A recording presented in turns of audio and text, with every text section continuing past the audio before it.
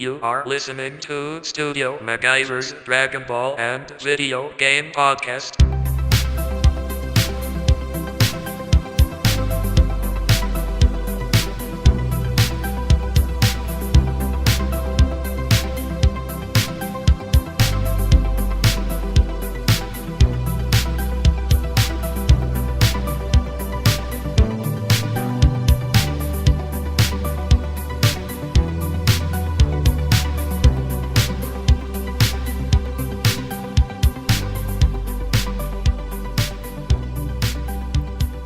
What's going down? It is your boy Studio Maguyver, and you are listening to Studio Maguyver's Dragonball and Video Game Podcast.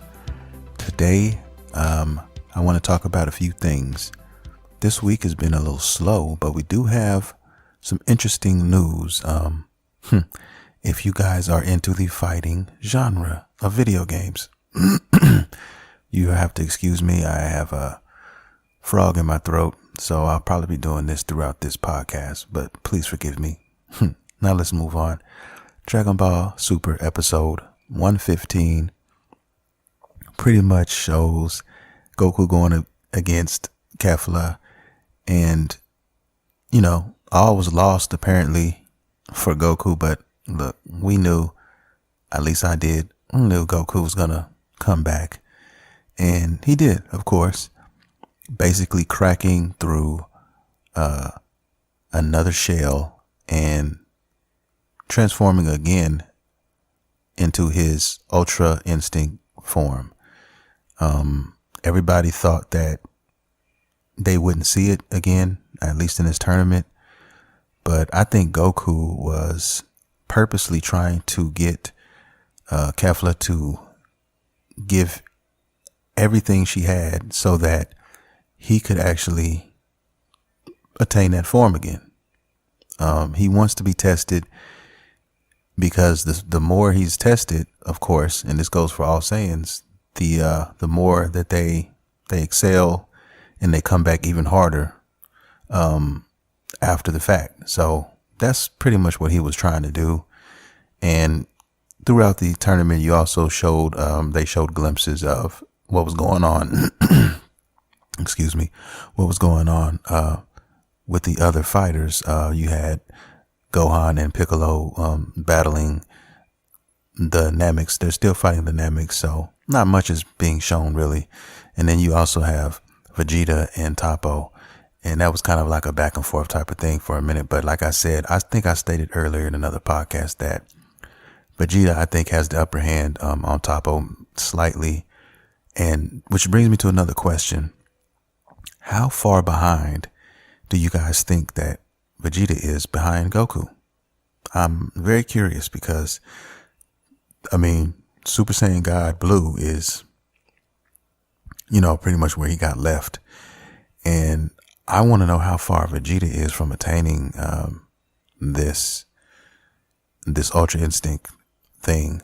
Even if, who knows, he might even have something different. Because I got a feeling that Gohan has yet to show all of his true colors, and whatever he is going to present down the line, it's not going to be an Ultra Instinct thing. It's going to be something of his own. And I'm thinking that Vegeta might have the same thing. But I'm very curious to find out actually how far Vegeta is behind Goku. Want to know that. Hopefully we get to see that. But as of right now, Goku is getting all the shine, and that fight has pretty much been the main focus up until this point. Now, that's really all there is to this episode of 115. You had Jiren, and they showed him being slightly disturbed, or he was sensing, that something was going on enough for him to maybe, move, because up until that point, he was just, he didn't give a damn because nothing was threatening him. So he was just whatever, you know what I mean? So the scene we got to see from the upcoming episode basically just shows Goku in his Ultra Instinct form going against Kefla, and they showed that Jiren actually opened his eyes. So some kind of explosion is going to take place, and it's supposed to be because of Goku, something to do with the Ultra Instinct form. Now, I'm thinking that the first time he unlocked that form, he really didn't know what to do, and he really didn't know what it was, and he didn't have a chance to really figure it out. Kind of like going Super Saiyan in a way. I mean, you don't necessarily know how, you don't know all the limits, you don't know all the ins and outs and everything. So, it's raw power. It's just raw right now. So I think what he's trying to do is get a better grip on that form and how to use it and how to make it work better for him.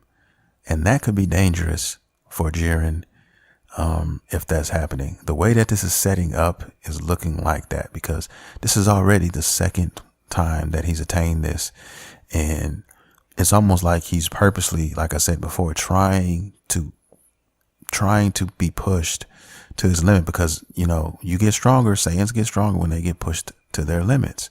So I mean, they said now we have 19 minutes left. Yeah, the last episode it was 20 minutes. So if that serves correctly, we're probably looking at another 17 to 20 episodes of this tournament. If you're counting down. Now, that's just me. I don't know what's going to happen, but I'm just making an assumption. And, it's pretty much what I think is going to happen. But yes, if this keeps happening and Goku keeps pushing himself, he's going to start to get a nice grip on that form and learning how to use it. It's going to get dangerous for Jiren, I think. Maybe, I don't know, man. We're going to see. He's going to make Jiren, I think he's going to push Jiren to his limits. Now, I want to see Gohan and I want to see Vegeta. I want to see them do some things. I don't know necessarily what's going to happen leading up to the end of this tournament, but I mean, they're both Saiyans too, so we got to have these guys, attain something as well. I just need to see this. Now, I mean, with that being said, Toriyama, Toy, all those guys, I don't know what they have up their sleeves. Anything goes, probably. So I'm going to leave it at that, and hopefully this comes to an end here shortly. And I mean the fight between Goku and Kefla. Now, they still have their repertoire earrings. They haven't used them. Beerus, I think, still is holding on to those, and they might need them later on down the line. I have a feeling that there will be Vegeta and Goku forming and taking on a new form. Something is going to happen. I mean, it might not even be in this tournament, because like I said, people have been talking and I've tried not to listen, but I've heard things from the manga and all of this other things that the tournament is going to be interrupted by another force. Now, I don't know who this guy was at the beginning of the episode, this blonde haired guy who was wearing basically karate gi like Goku. And he was basically announcing the next episode. I don't know who this guy is. He did give his name and I didn't pay attention to it. But he looked like a Ken doll dressed up like Goku to me. I don't know what you guys think, but does he have some kind of, I don't know, does he have something to do with this? I don't know. Or did somebody just draw him and just to throw this in to the episode? I'm not sure. And I'm going to find out though. I'm going to get some more information on that, guys. And hopefully I can get you some news on the Facebook page or on a YouTube video, or if not, then the next episode of the podcast every Monday. You already know that's how we do it. Also, I think, I think that's going to do it for this episode. I mean, 115, the Dragon Ball Super episode. There's nothing else really to touch on. I mean, that's pretty much your episode, guys. Now we're just sitting here and we're waiting like we always do for a whole nother week, trying to figure out what is going to happen. But, I don't know, man. I guess we'll see when we see. On to other news though. Man, there's been an announcement.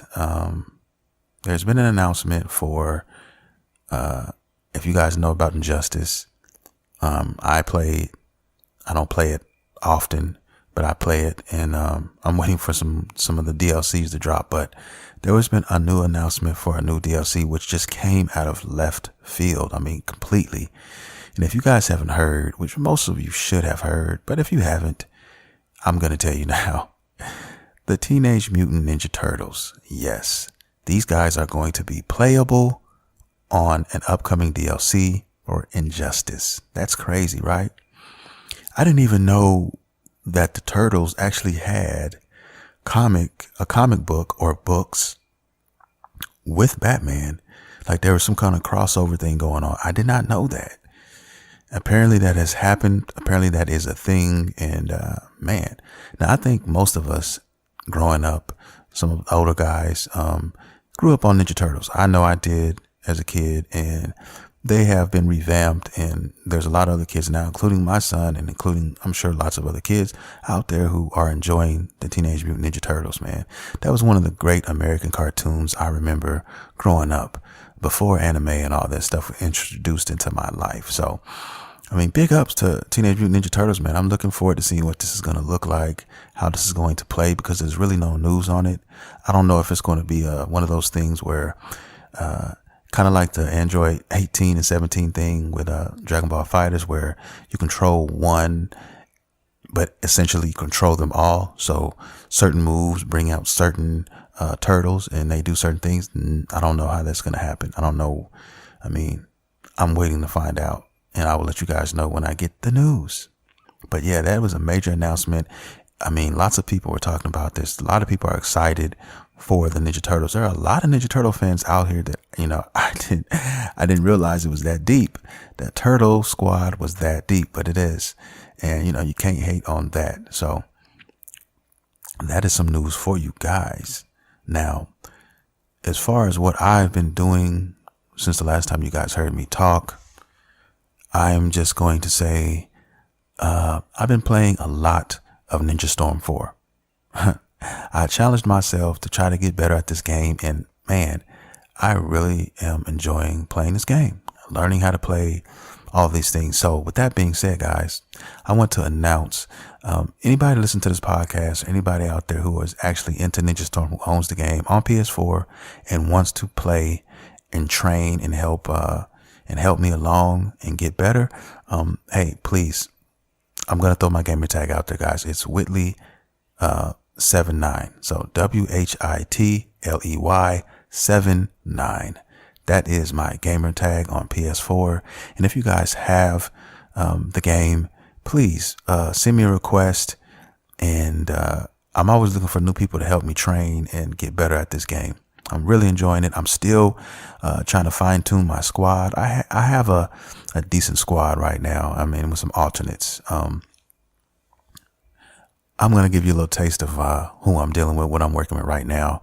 I've been playing with, of course, Kakashi is like my number one, double Sharingan Kakashi. And I also play with Toby.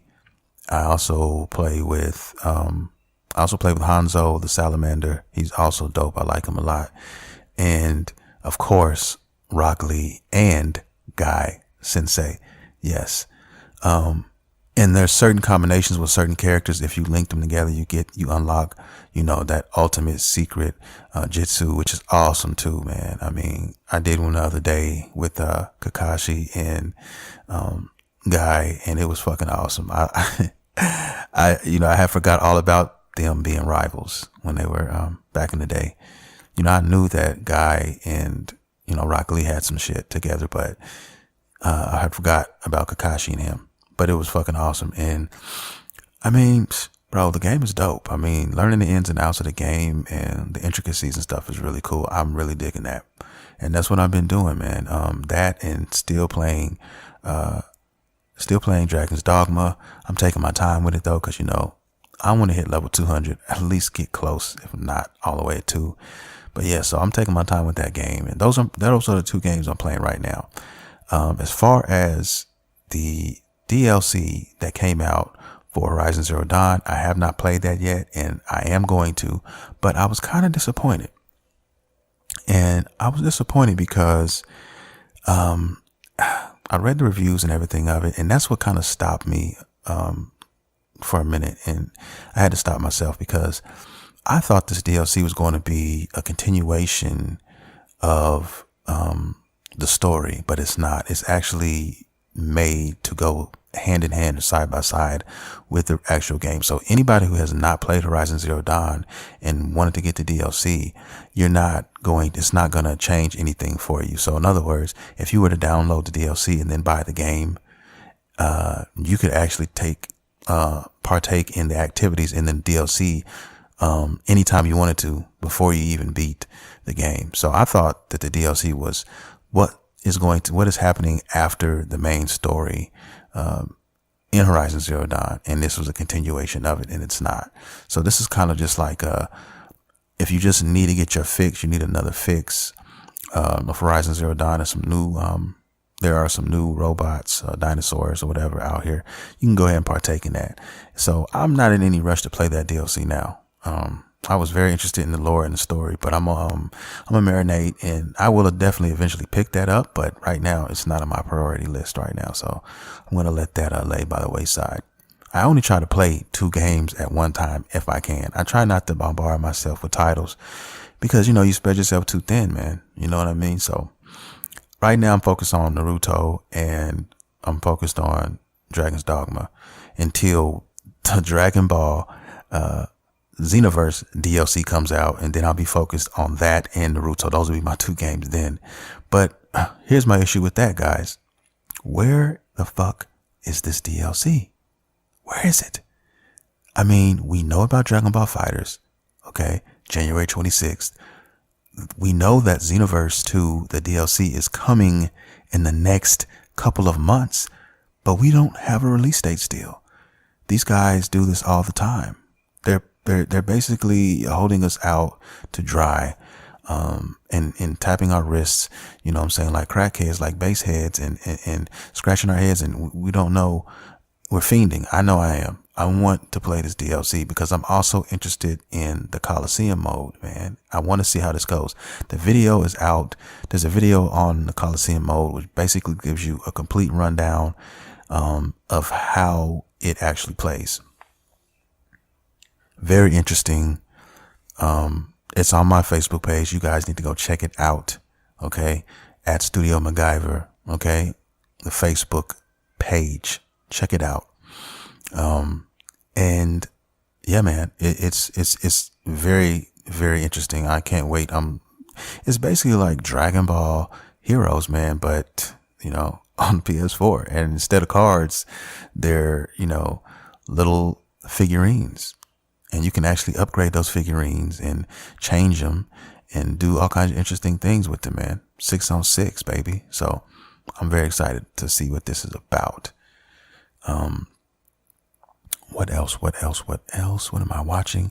Oh yeah, Fate Zero the Fate series has another series out on Netflix right now, and I watched my first episode the other night, and I'm going to continue that. I have friends telling me that it's really good, and the first episode was actually very interesting, and I can't wait to get into that. I love the Fate Night series, big fan. If you guys don't know about the Fate Night series, you guys need to check it out. There's Fate Zero, which is the first one, and then after that, there's Fate Stay Night, and I highly recommend those 2 for you guys. Wonderful, great series, and I just love the way it ended. Yes, part of my classic list on my anime list. So check that out, guys, if you don't know about it. Now, I was going to say something else. What was I about to say? Oh yeah. The other thing I did recently was, and literally I just did that today, and kind of by accident, actually.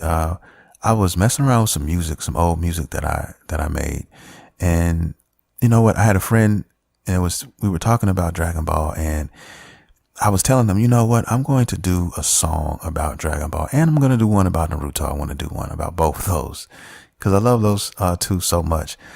And then he said, yeah, man, you should, man. And I said, you know what? I thought about that, and I kind of just hit the record button, and shit, flew out of my mouth onto the microphone, and I just kept it. Nothing serious. It's kind of like just a freestyle type of thing. It's a lot of auto tune, and it's just basically me singing about my love for Dragon Ball and over a beat. And it was just pretty cool. I just decided to go ahead and put it out. I put it on SoundCloud. It's it's actually on my YouTube channel now, and it's on should be on the Facebook page as well. If it's not on the Facebook page, it will be. But it definitely is on SoundCloud, and it definitely is on my YouTube channel. So you guys check that out, man. It's called My Dragon Ball. That's the name of the song. And like I said, it's very, very funny, and it's fun. And I had a good time doing it, man. But yeah, check it out, guys. It's for all Dragon Ball fans. Anybody who loves Dragon Ball, man, I think we get a kick out of it, at least that. So that is out there, and that's pretty much been my week. That's what I've been doing. Like I said, you guys, if you want to comment, if you have any concerns or questions, you can always hit me on Twitter at StudioMaguyver. I'm on Instagram as well, StudioMaguyver79. And of course, we have the Dragon Ball Video Game Podcast Facebook page. That's also at StudioMaguyver. So, show your love. I'm trying to grow my YouTube channel. You can go help me out and do that by just simply going to YouTube and typing in Studio MacGyver and subscribing to my page. I have new content all the time. Just like I did this song, I have videos, I have all kinds of things, discussions about all kinds of anime, mainly Naruto and Dragon Ball, but I am filtering other things out there as time progresses. So be looking out for that, guys. And just show your support, man. I eventually want to one day wake up in the morning and do this all day. That is my major dream. So I'm not going to stop until I can attain that. So every day, guys, I'm working 2 jobs, and this is a job that I love. And I just want to say thank you guys for listening every day, all the time. Thank you for your support. I have a lot of dope, really awesome listeners, and I want to say thank you all. And with that being said, I'm going to get out of here. So you guys have been listening to Studio MacGyver's Dragon Ball and Video Game Podcast. See you next time. Dragon Ball is all I do. All I want to see when I'm at home. I want some Dragon Ball. Will you watch some Dragon Ball with me tonight? If you don't like Dragon Ball, you can kick rocks, 'cause I don't need you in my life, girl. If you don't like Dragon Ball, no. I love Dragon Ball so much, it makes me feel so good inside. I'ma hit this freestyle tonight.